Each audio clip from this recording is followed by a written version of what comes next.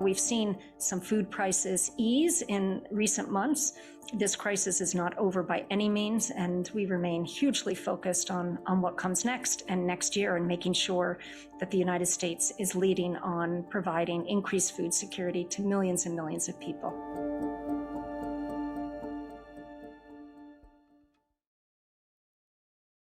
Hello, and welcome to the Washington Post Live. I'm Laura Riley, a reporter covering the business of food at the Post. Today, we're going to discuss the global hunger crisis and how the public and private sectors are working to produce long-term solutions. Later, we'll hear from Alex Chequim, co-founder and CEO of DigiFarmz Smart Agriculture. But first, I'm joined by Isobel Coleman, USAID Deputy Administrator for Policy and Programming. Isobel, welcome to the Washington Post Live. Thank you. Thanks for having me. Oh, it's wonderful to meet you. So we are obviously in a period of extreme food insecurity globally, and roughly, as that video showed, 345 million are in a state of acute food insecurity. Can you talk a little bit about the chief drivers of that and what you attribute it to right now? Sure. So there are lots of different numbers that float around. I mean, we look at the 800 million people who are experiencing chronic hunger, and then within that, different categories of people who are increasingly more food insecure and facing really acute conditions, even down to the 45 million children who are experiencing severe acute malnutrition. And you can see them just wasting away. Literally, it's called wasting in front of your eyes. I'm just back from Pakistan and went to northern Sindh and saw some of these children, and it's the most heartrending thing to see. But as your video noted, there are a couple of different drivers of this, starting with climate change. We've seen drought affect different parts of the world that have reduced crop yields for subsistence farmers across many different regions. And then the COVID pandemic compounded that. You had a lot of disruptions to supply chains, and farmers didn't plant and missed seasons and weren't able to get their goods to markets. All of those things trickled through the system. And then on top of it, you had Russia's unprovoked invasion of Ukraine. You had one global breadbasket producer invading another, and the ramifications of that have been huge. And then, of course, macroeconomic conditions more recently with inflation and with currency depreciation, and many of the countries that are big food importers, even though global food prices have come down since their peak last year, for the biggest food importing countries, a lot of them have seen their currencies devalued and their real price of food imports remain high, and they haven't really experienced those declining global food prices in the same ways as some other countries. So in real terms, food prices remain extraordinarily high for hundreds and hundreds of millions of people around the world. So according to the World Food Program, nearly 60% of the world's hungriest people live in just a few countries. Can you explain where that is and what that is? I'm assuming some of it relates to that they're massive net importers of their staple goods. But can you talk a little bit about where you're seeing the worst? They are massive importers of food, and it also is a confluence with conflict. 70% of those who are most food insecure are in conflict areas. So certainly Yemen and the Horn of Africa, Ethiopia, Sudan, South Sudan. So those are the parts of the world that we see, Afghanistan too, that we see the highest levels of food insecurity across the largest percentages of those large populations. So I think you've written a book on the Middle East. I think that you have a particular knowledge base about that part of the world. What is food insecurity like there in kind of Middle Eastern countries right now? Well, you see many big Middle Eastern food importers, and some of them, the Gulf countries, of course, they import a lot of food, but they have plenty of money to do so. Other countries, such as Egypt, which is one of the world's largest food importers, it's highly costly for them. You know, they have been a huge importer from both Russia and Ukraine, and to see their traditional supplies so disrupted, on top of all the other supply chain issues and inflationary pressures and everything we've talked about, it has been a really big impact for the poorest of the poor in countries such as Egypt. Lebanon is another big food importer, also from Ukraine and from Russia. So we've seen a big impact there. And I mentioned, of course, Yemen already, conflict-affected country, also a very big food importer that is dependent on a lot of humanitarian assistance. And so, you know, those are just a couple. But then across the region, North Africa, you see the poorest of the poor in all these countries facing a bigger import bill and bigger food prices. So I'm interested in you talking a little bit about the specifics of what the shortfalls are from the conflict in Ukraine. And I know for a lot of developed countries, a lack of vegetable oil or, you know, some diminishment of wheat imports may not be the difference between life and death. But in developing countries, those are staple, you know, daily food items. How much of those of barley, wheat, you know, sunflower oil have how far down are these countries in terms of their normal supplies? Yeah, well, you're absolutely right the way you've characterized it. I would note that the two big food exports from Ukraine that have been most affected are corn, also known as maize, and wheat. These are the ones that the poorer countries are very dependent on importing. A little over half of the grains coming out of Ukraine have been going to less developed countries, around 55%. And for wheat, it's about 65%. And so you've really seen a big gap there emerge with taking so much of Ukraine's exports off the market. So today we're missing around 11 million tons of wheat exports that traditionally have gone to the poorest countries. That's just a huge impact on the world and on the global, you know, supply chain for food. You've seen other big producers in response plant more wheat. You've seen markets such as Australia, India, the United States, others that do produce wheat stand up to produce more, but these are traditional supply chains. The countries that I mentioned, you know, Afghanistan, Yemen, Egypt, the Horn of Africa, it's too expensive for them to import American wheat. So losing that wheat that comes out of the Black Sea is shipped through the Suez Canal directly to, say, the Horn of Africa at a lower price point. It's a really big hit for food insecure people in these parts of the world.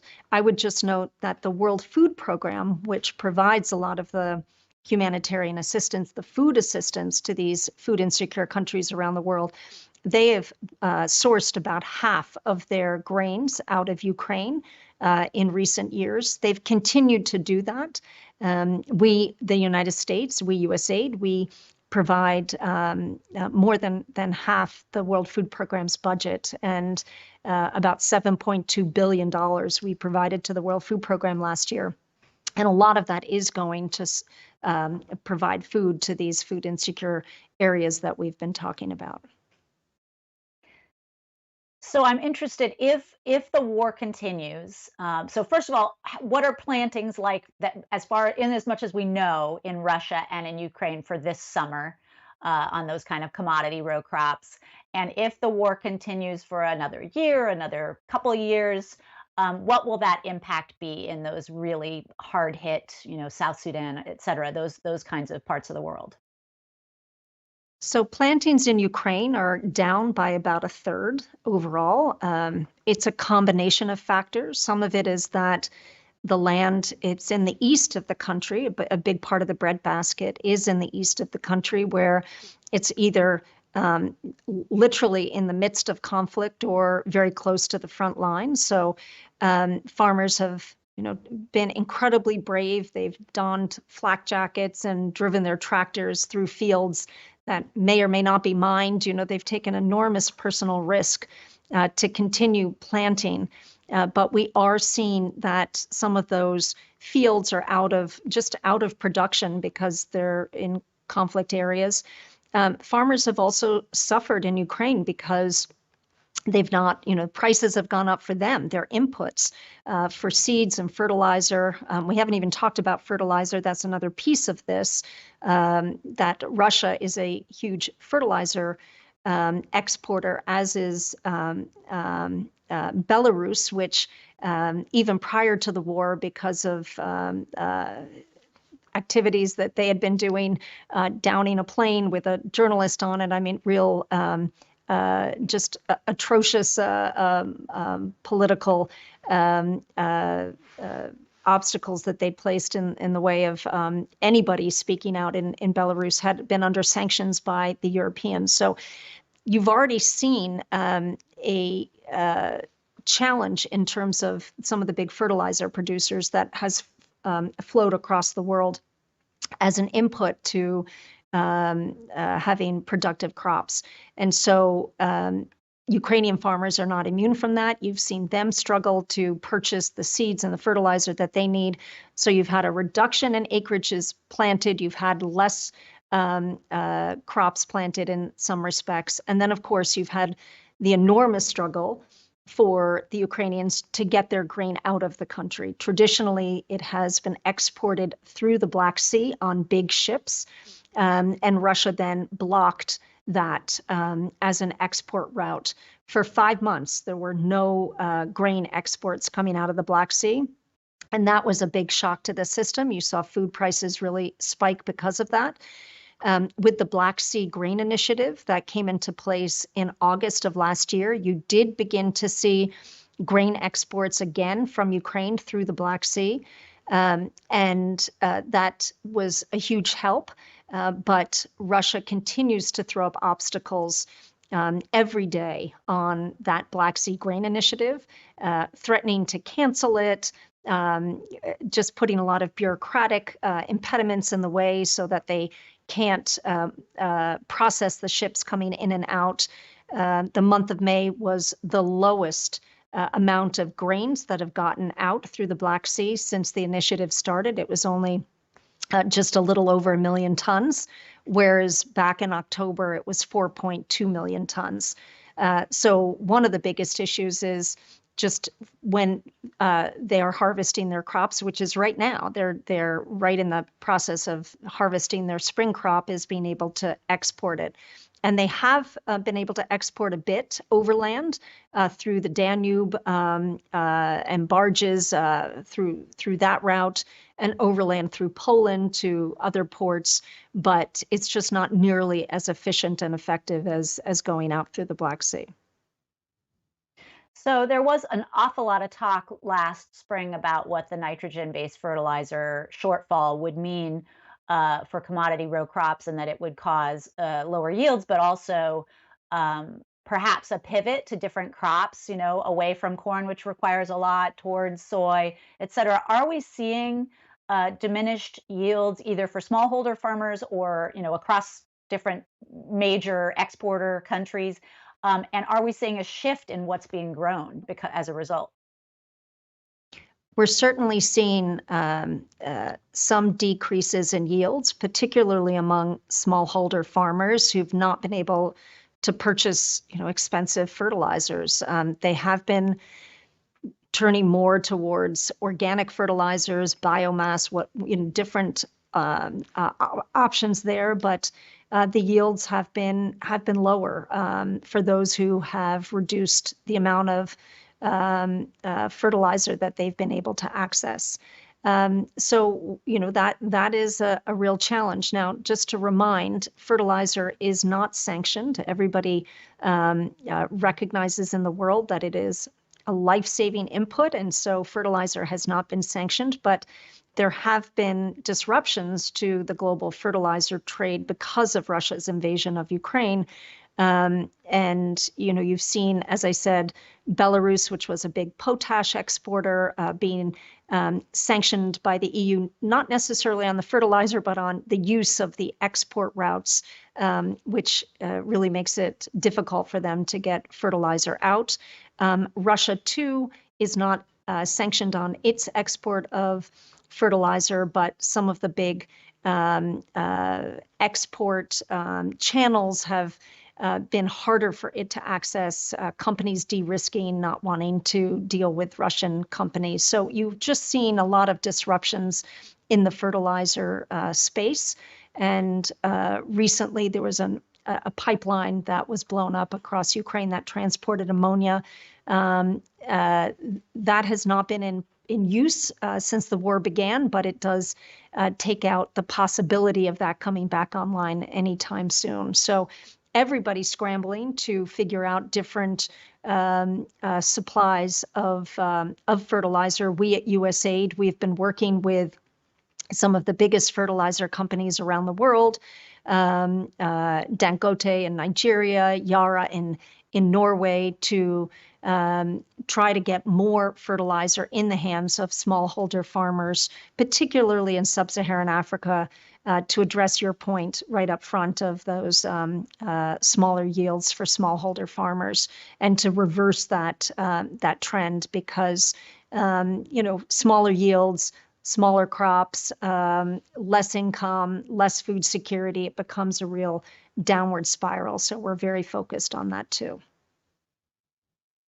So Chef Jose Andres recently wrote a piece for the Washington Post, an opinion piece, in which he said, global hunger is a national security threat. And I think from an outsider perspective, you don't put those things together. How do you think about that? And does that kind of comport with your perspective? Well, for me, of course, it's first and foremost a global humanitarian crisis. I mean, people's lives are at stake. But of course, it has national security implications too. You see hungry people, they then, when they reach a level of real desperation, they move, and the influx of people into neighboring countries can be very destabilizing. The movement of people within countries can be destabilizing.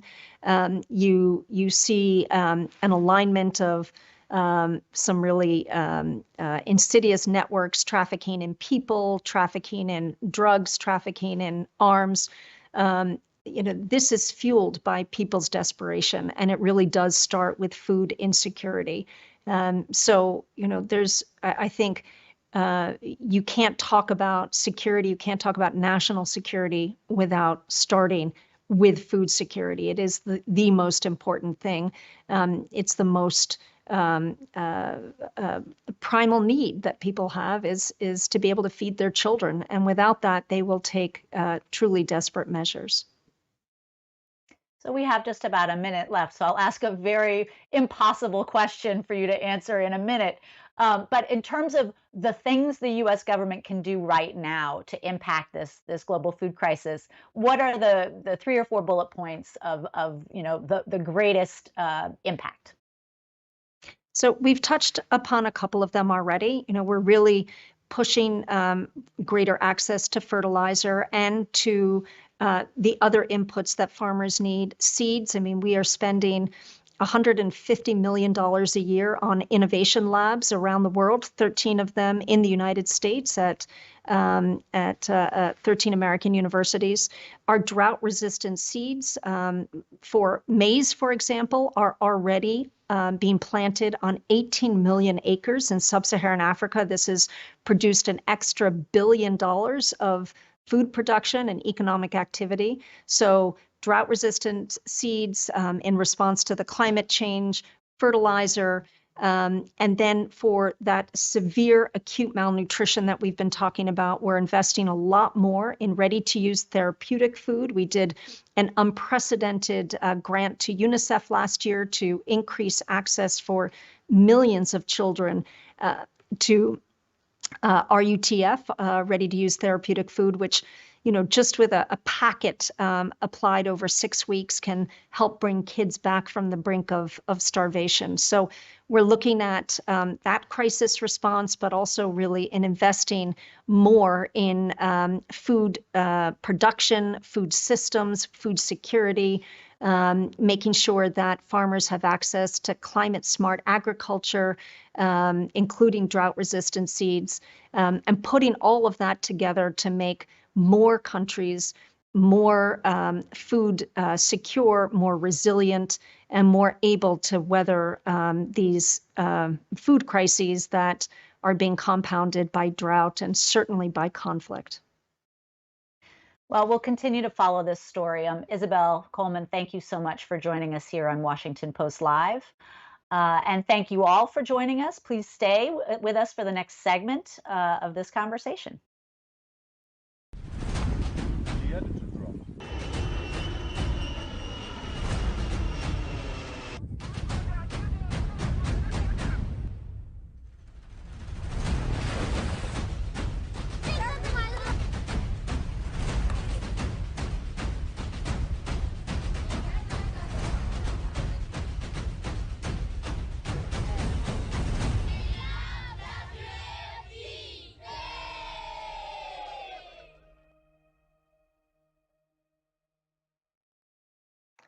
My name is Lana Wong from the Diverse Women Speakers Bureau, moderate the panel. Today, I'm honored to speak with Baron Seeger, the President and CEO of World Food Program USA, the DC-based nonprofit that supports the United Nations World Food Program by mobilizing American businesses, policymakers, and individuals to help feed the world's hungriest people.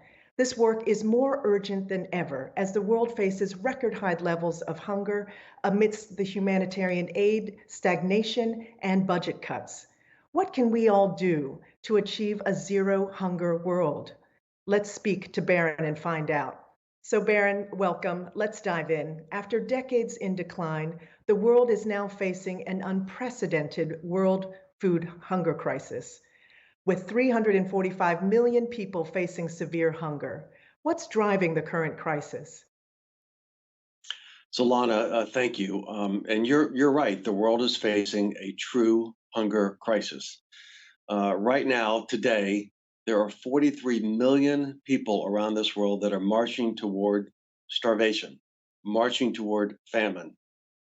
Every 10 seconds, so think about the time that we're talking today, every 10 seconds, a child will die of an illness related to malnutrition and hunger. And that's unacceptable. So why? Number one, conflict. Ripple effects of Ukraine are continuing, and devastation, conflict, wars happening in places like Sudan. Climate, the impact that we're having on climate with drought and floods, drought in a place like the Horn of Africa, floods in Pakistan. The interesting thing for me, Lana, is that countries that contribute the least to climate are many times the countries that are impacted at the highest level. They're suffering the worst and cost. In places like Lebanon, we've seen a 2,000% increase in inflation. And basically that means that people can't afford to eat. It's such a challenging time, and amidst all of this, the UN World Food Program is facing significant funding shortages despite this incredible need. How is WFP helping to alleviate hunger in such challenging circumstances? Elena, I would say we're grateful. We're grateful that we've gotten support from the U.S. government. We've gotten support from the private sector. But unfortunately, we need more. Last year, the World Food Program received $14 billion, and the need is around two. Actually, looking at the latest statistic, over $23 billion that's needed today. We don't want to be put in a position of who eats and who doesn't eat, but we're using data to decide how to allocate resources to the most vulnerable. We are pre-positioning supplies and we're doing food rations to the most vulnerable. But we have to remember what happens when there's no funding. What happens is hunger thrives. What happens is women and children suffer the most, and that's just not acceptable. I absolutely agree. And I should say that there are so many other things that WFP is also working on besides just the emergency food drops that I'm sure most viewers are familiar with. So, can you let us know about some of these lesser known WFP initiatives that are equally important? Yeah, sure. When most people think about the World Food Program, they see the big planes doing the airdrops.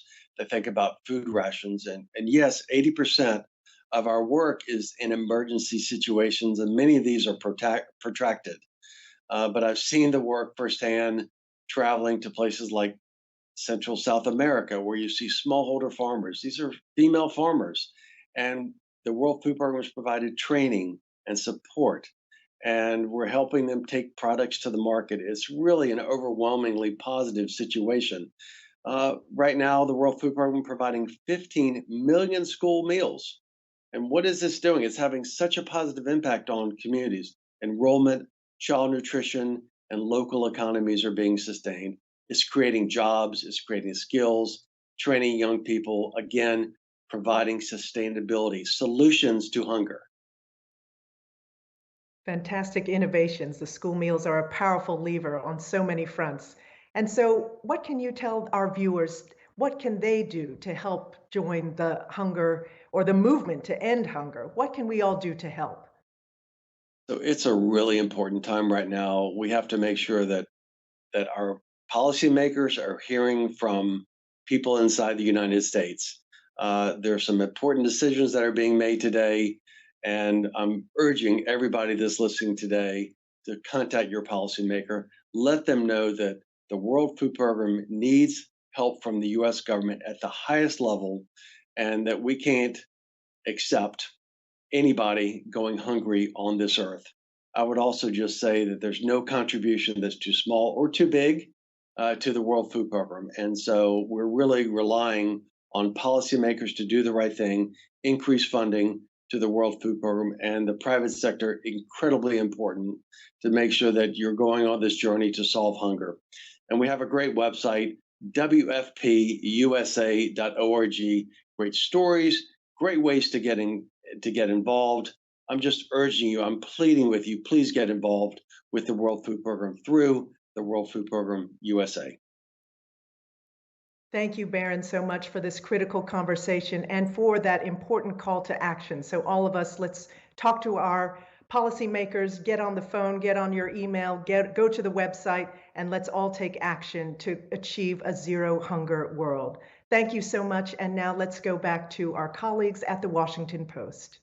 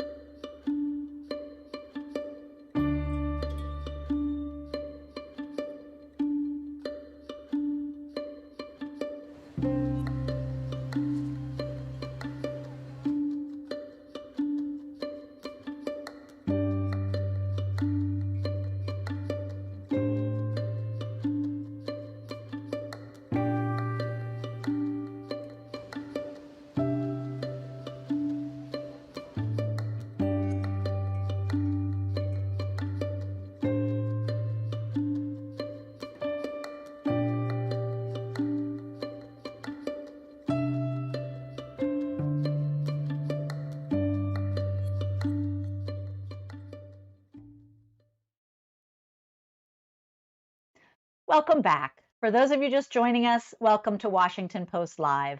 I'm Laura Riley, a reporter covering the business of food at the Post. I'm now joined by Alex Chequim, co-founder and CEO of DigiFarmz Smart Agriculture. Alex, welcome to Washington Post Live. Hi, Laura. It's my pleasure. Great. great. Well, so I think that you yourself come from a farming family, and I'd love to hear a little bit about what you farmed and where, and how that led you to where you are now. Oh, great. Oh, great. Yeah, my great grandpa immigrated from the north of Italy to the south of Brazil. And since then, they've been farming. So they started, of course, with grapes, and they moved to cattle, so livestock, and also then to row crops. So my life was in this, this intersection where I, coming from a farmer's family, very connected to agriculture, but also as an entrepreneur.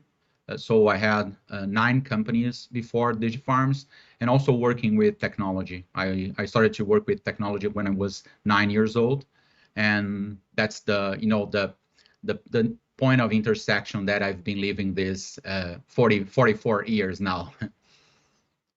So what led you to agriculture as kind of one of your newest ventures, and what problems are you trying to solve for? Awesome. So all my previous companies were related to agriculture, and DigiFarmz is exactly in this moment this huge problem. And we just heard from the other interviews the challenge that we have to increase yield and increase food production. So if we consider what we are now, getting from yield, we are getting 1/3 of the total potential yield. And so it's something strange if you can go to 3 times what you are getting, and you are just getting that 1/3. And if you need to use in a more, smart way those resources. So we have at the same time the demand to increase yield, to increase food production, while we need to save and to use wisely the resources. So DigiFarmz is helping exactly on that. So we need to, to avoid the recipe. We need to understand that, especially for the small and medium farmers, they need to understand what is the best combination of products, practices, so doses of products and everything that they need to use for the very reality of each plot. So DigiFarmz is increasing the yield by 10 to 50%, because it's a very easy to use platform, but it's very powerful of what we are considering behind of all of those algorithms. So we have 52 parameters right now. We have more than 20 years of field data. We are running field trials, greenhouse trials in South America and here in the West as well. So it's a lot of combination of data. And it's the way that the farmers can understand since the beginning of the planning moment, that they are understanding what the best genetics they need to use, when they will sow or plant, all the combination of products, doses, tank mix, and everything. So it's the first wave. It's very committed. We are very committed to help them to increase yield, but we need to understand that we are not focusing in this first wave. We are in a long-term, journey. So the first point is help them to increase the yield and produce more food in a more sustainable way and with more quality. But then we are now moving to the moment that we will be able to help the farmers to do it in a regenerative agriculture way. So it's a moment that the farmers, they are struggling to improve their decisions, to make better decisions and increase the yield and food production, but everybody is talking about sustainability and regenerative agriculture. So DigiFarmz is now starting the second wave. So the farmers will be able to understand what they need to do if they want to just increase the yield, but if they need at the same time to produce more, but following the best practice of regenerative agriculture as well.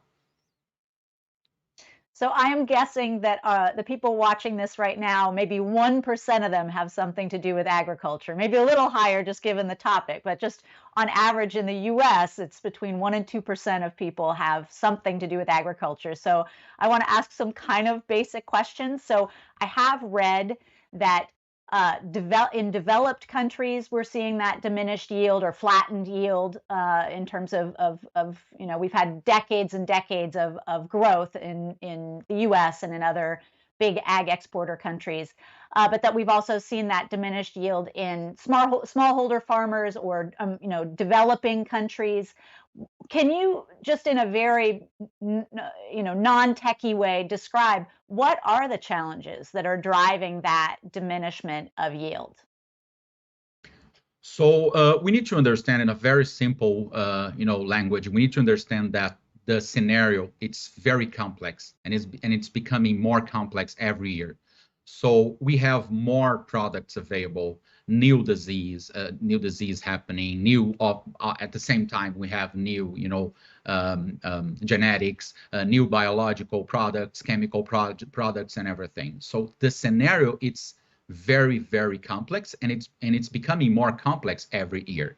And because of that, the farmers and agronomists, they are making mistakes in the decision making. Those mistakes are generating, damages, so metabolic, physiological damages, and those damages are generating losses. So we are now in a flat moment. In some cases, we need to understand that we did a lot in biotechnology and other evolutions, but now it's a moment that we need to use this new technology. There is information technology to understand when, how much we need to use all the available resources.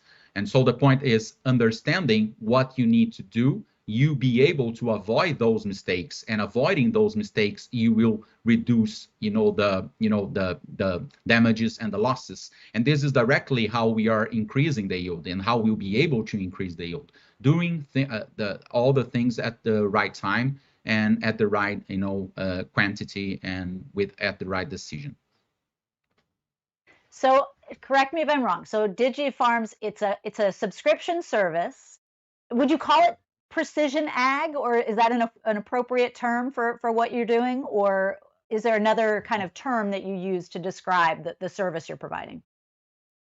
Yeah, it's a subscription software, so you pay a license per year regarding the size of your farm. So this is very important to mention that we did that way because it's a way that we can make it more democratic. So everybody, all small, medium, and large farmers are able to use DigiFarmz because we are providing agnostic data, agnostic suggestions and recommendations. So even the small farmers, we have in Brazil more than 1,200 of farmers using DigiFarmz, not only in Brazil, but also in Paraguay.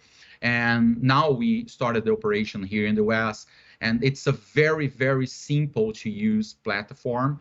But it's at the same time very powerful, how I mentioned, and it's a payment per year per acre. So it's from $3 to 50 cents. So if you are very small, you start paying $3 per year per acre, and you go up to 50 cents per acre per year.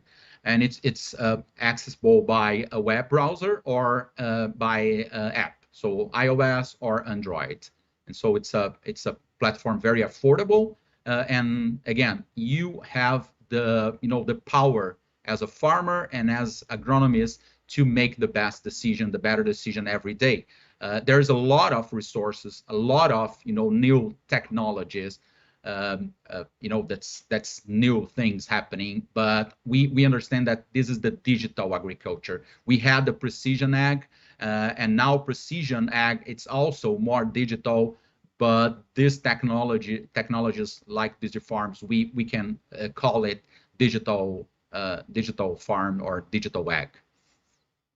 Great. So is it the kind of thing where you're collecting data and having it anonymized so that you can then kind of year over year have greater kind of regional understanding of what different inputs do, or what a La Nina or El Nino year might mean for a particular region?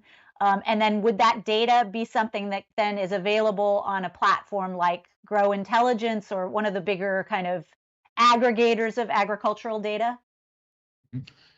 Great question, Laura. Yes, the way that we develop DigiFarmz, there are a lot of other solutions that we are connecting. So we are now connected to a sort of other, like several other platforms, regular platforms, precision ag platforms.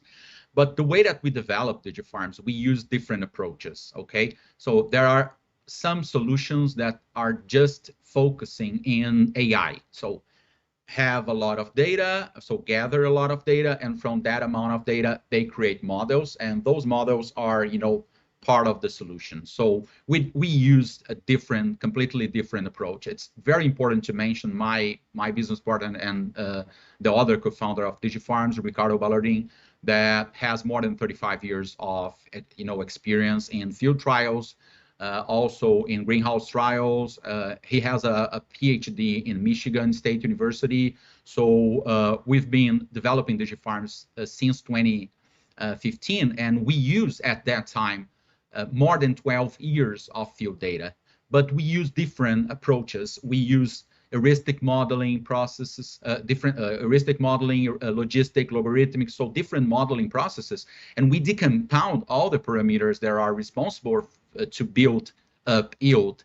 And in real time, this is being recreated for the very reality of each plot, each field of our clients. So it's the way that the system, it's very smart, because it's the way that you can understand what is the best for you, not all as a farmer. Of course, sometimes you are not able to buy the best genetic or product, and DigiFarmz understands it and can help you in the same level that a huge and large farmer. So DigiFarmz works in everywhere, and it's very powerful because we use different approaches.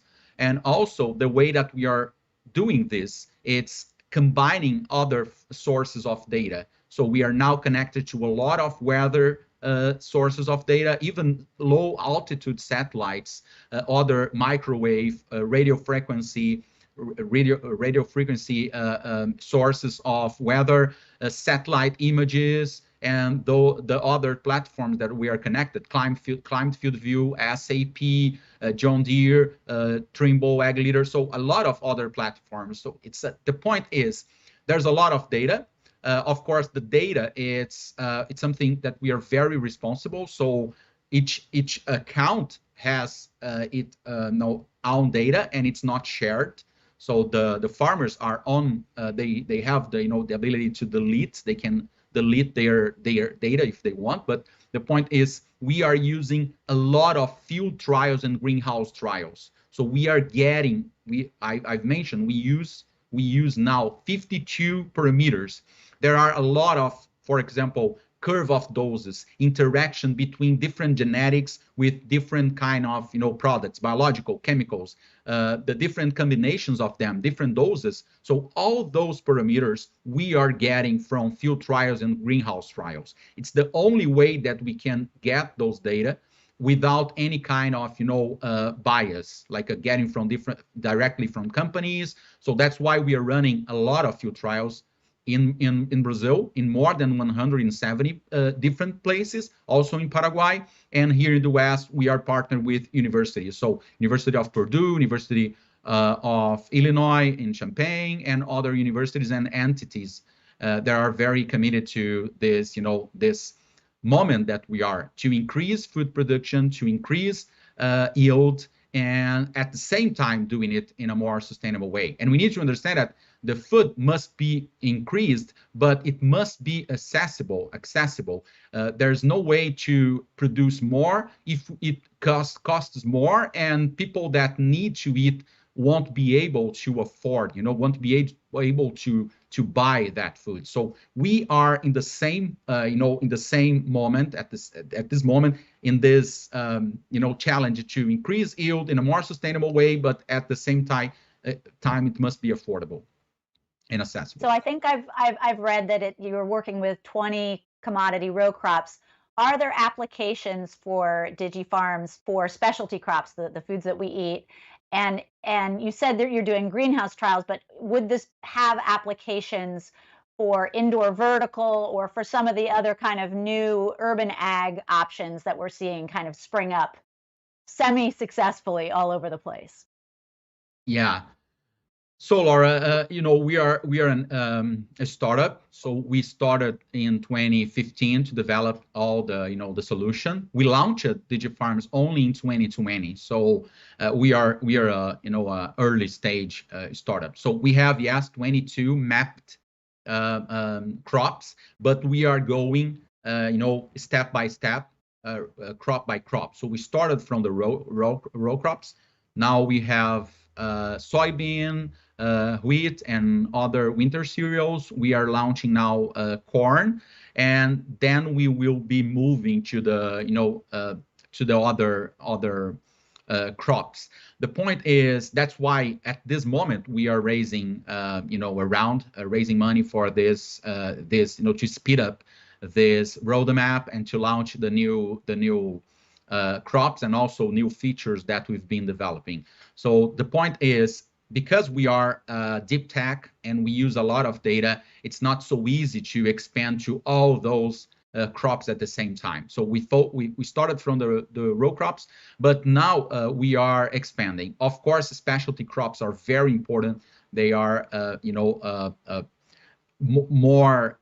There's a little bit more challenge related because it's different. A lot of different species and different varieties, but we've been working in some data and in some models, and as soon as we will be ready, we'll be launching the solution for those kind of crops as well. Of course, the vertical or indoor agriculture will be covered by our solution.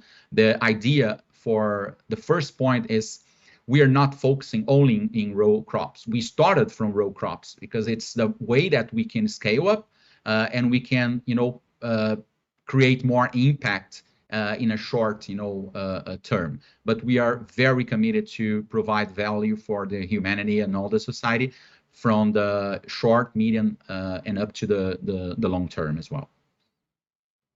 Alex, this has been such a treat. It's all stuff I'm super fascinated by, and I think our audience is as well. Unfortunately, that's all the time we have. So thank you for joining us on Washington Post Live. And thank you all for joining us. To check out what interviews we have coming up, please head to WashingtonPostLive.com to register and find more information about all of our upcoming programs. And I'm Laura Riley. Thanks again for joining us.